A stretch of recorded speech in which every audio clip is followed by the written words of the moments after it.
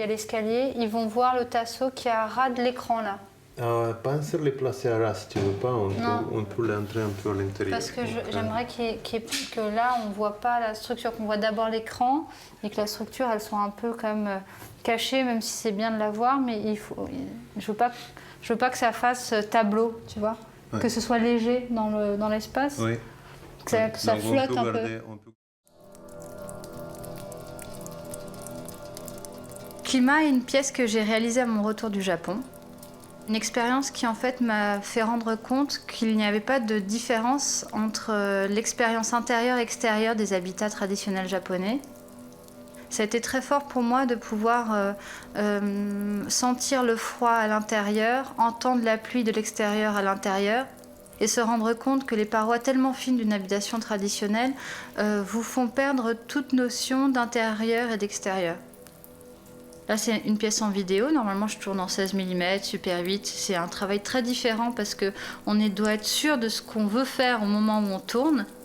Et là, c'était plutôt un champ d'expérimentation. Alors, c'est peut-être parce que je l'ai tourné à l'atelier. Donc ça, c'était déjà induit dans l'espace où c'était tourné. Et que c'était aussi une maquette qui était tournée avec des temporalités que je devais m'imposer parce que je devais passer par les couleurs chaudes, les couleurs froides, la pluie, des espaces intérieurs traversés par le climat, en fait. C'est quelque chose qui m'intéresse énormément dans la vidéo, c'est comment ne pas représenter les choses, mais incarner les sujets qui m'intéressent. La vidéo, pour moi, est une matière. C'est une matière de peinture, une matière de sculpture, une matière de performance. Filmer, pour moi, c'est pas une action, mais c'est un geste. C'est un geste de prendre une caméra, de la tenir dans sa main, de remplir la bobine, de l'enlever, d'être dans le noir, de la développer, d'être les mains dans le produit. Donc c'est un geste, un vrai geste. Et je suis convaincue que regarder, c'est un geste aussi. Quand le regardeur il rentre dans un espace d'exposition et qu'il est confronté à mes travaux, il n'est pas à l'écart par une narration, il n'est pas à l'écart par un plan large où il serait complètement perdu, son corps et son esprit immédiatement intégrés. Hold it. Yes. Up. I need to go up level. Yes.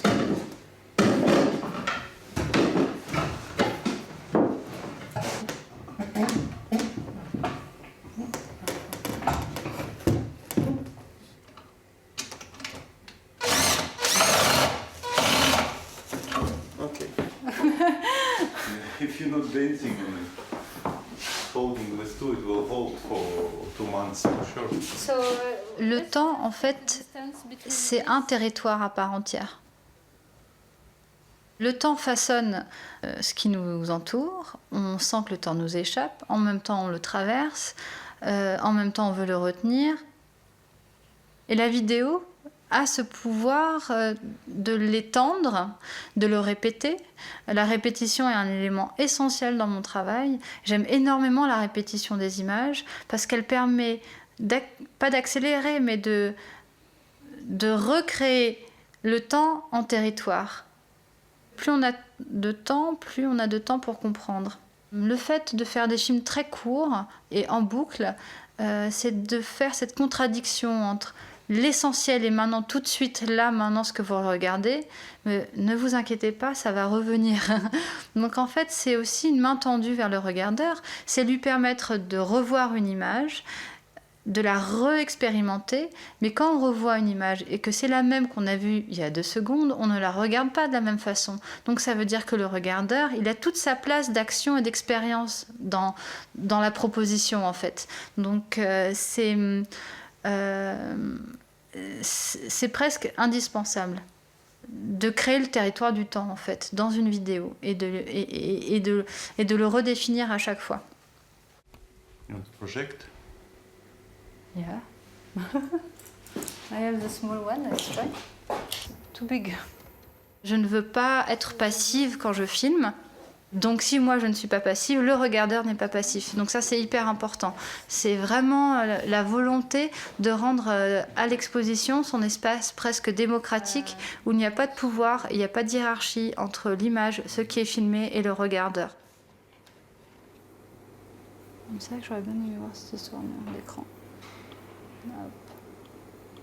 L'installation, pour moi, c'est un moment essentiel parce que c'est le moment où la pièce sort de l'atelier. J'ai l'impression que je deviens le regardeur en fait. Et ce changement de position, ce changement de point de vue fait que tout est encore possible. Donc la pièce n'est pas finie, au contraire, elle commence enfin à exister en fait. On n'a jamais fini de comprendre pourquoi on a fait une pièce. Et l'installation, c'est ce point final-là, c'est cet ajustement-là qui doit être le plus simple possible. J'ai vraiment envie de dire que plus l'installation est en écho avec l'intention, eh ben là ça marche. Et pour ça, on n'a pas besoin de grand-chose finalement.